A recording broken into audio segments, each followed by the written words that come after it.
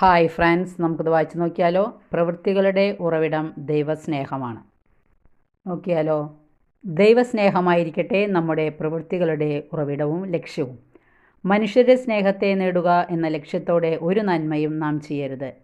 ഒരു വ്യക്തിയുടെ സ്നേഹം നിനക്ക് നഷ്ടപ്പെട്ടു പോകുമോ എന്ന ഭയത്താൽ ആ വ്യക്തി ആവശ്യപ്പെടുന്ന തിന്മകൾ നീ ചെയ്യാൻ സാധ്യതയുണ്ട്. ഇക്കാര്യത്തിൽ നാം വളരെ ശ്രദ്ധയുള്ളവരായിരിക്കണം. ദൈവസ്നേഹത്തോടെ ചെയ്യുന്ന ഏറ്റവും നിസ്സാരമായ കാര്യങ്ങൾ പോലും വളരെയേറെ ഫലശുദ്ധിയുള്ളവയാണ്. നാം എന്തുമാത്രം കാര്യങ്ങൾ ചെയ്തു എന്നതല്ല പ്രധാനപ്പെട്ട കാര്യം, എത്രമാത്രം ദൈവസ്നേഹത്തോടും തീക്ഷ്ണതയോടും കൂടി ചെയ്തു എന്നതാണ് പ്രധാനപ്പെട്ട കാര്യം.